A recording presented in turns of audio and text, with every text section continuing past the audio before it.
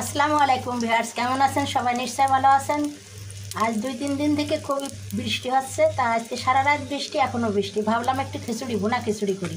তা ভুনা খিচুড়ি করলাম, আর এই যে ডিম ফ্রাই করে নিচ্ছি। আর এই যে প্রেশার কুকারে খিচুড়িটা রান্না হয়ে গেছে, আমি সার্ভ করব।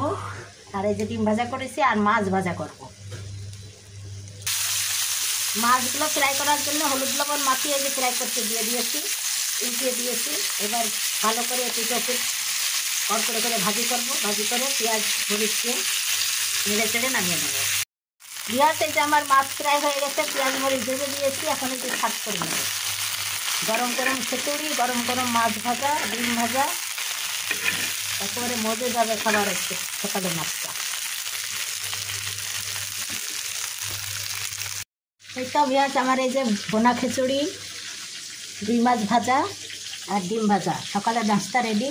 চলে আসুন, কে কে নাস্তা করবেন খিচুড়ি মাছ ভাজা ডিম ভাজা দিয়ে। কেমন লাগলো আজকাল আমার সকালের নাস্তা রেসিপিটি? নিশ্চয়ই ভালো লেগেছে। ভালো লাগলে লাইক কমেন্ট শেয়ার দিয়ে আমার পাশে থাকবেন।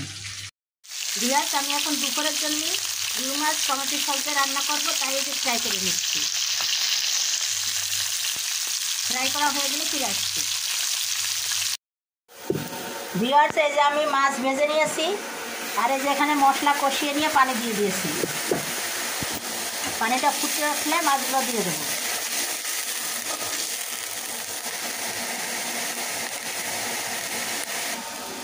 পানি ফুটে উঠেছে, এখন মাছগুলো দিয়ে দেবো।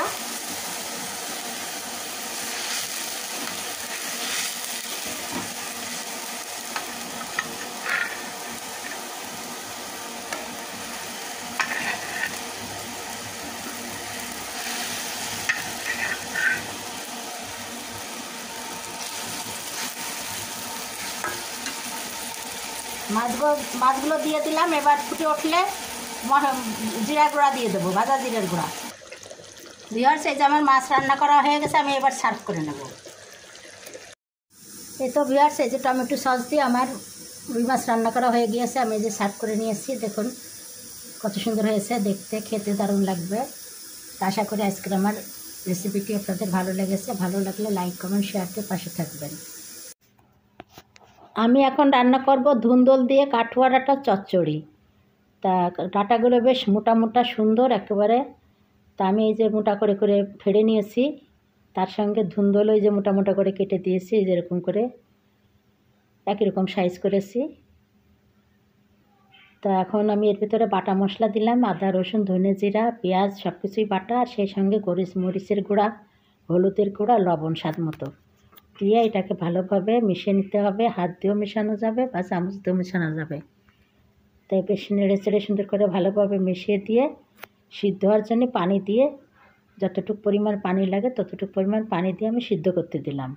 সিদ্ধ হয়ে গেলে ফিরে আসছি। ভিউয়ার্স, এই যে আমার ডাঁটা আর ধুন্দল সিদ্ধ করা হয়ে গেছে। আর এই যে পেঁয়াজ রসুন ফোড়ন দিয়ে দেবো, সেজন্য ভেজে নিয়েছি বাদামি করে। এখন এর ভিতরে সিদ্ধ করা সবজিটা ঢেলে দেবো।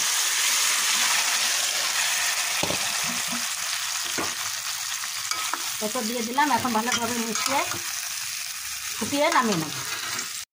এই তো ভিউয়ার্স, আমার এই যে ধুন্দল দিয়ে কাঠুয়া ডাঁটা রান্না করা হয়ে গিয়েছে। দেখুন কত সুন্দর লাগছে দেখতে, খেতেও কিন্তু দারুণ লাগবে। আপনারা এইভাবে রান্না করতে পারেন। এই একটি সবজি দিয়ে 1 প্লেট ভাত চেটে পুটে খেয়ে নেবে, এতই মজা লাগে এভাবে রান্না করলে। ভিউয়ার্স, এখন ডাল রান্না করব, লাউ ডাল। তাই যে লাউ ডাল সিদ্ধ করে নিয়েছি প্রেশার কুকারে, ঝটপট রান্না করব তাই। আর এদিকে যে পেঁয়াজ ভেজে নিচ্ছি। পেঁয়াজ ভাজা হয়ে গেছে, এবার ডালটা ফোড়ন দিয়ে দেবো। প্রেশার কুকার থেকে ঢেলে দিয়ে দেবো।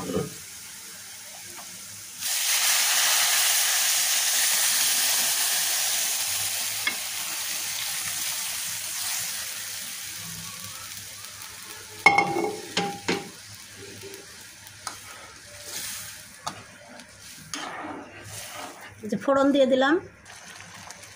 ভিউয়ার্স, এই যে আমার লাউ ডাল হয়ে গেছে রান্না, ফুটে উঠেছে। দেখুন কত সুন্দর কালার হয়েছে, আর কত তাড়াতাড়ি রান্না করা হয়ে গেল ঝটপট করে প্রেশার কুকারে দেওয়ার জন্যে। আশা করি আজকের আমার রেসিপিগুলো সব আপনাদের ভালো লেগেছে। আর ভালো লাগলে লাইক কমেন্ট শেয়ার দিয়ে আমার পাশে থাকবেন। আজকের মতো বিদায় নিচ্ছি। আল্লাহ হাফেজ।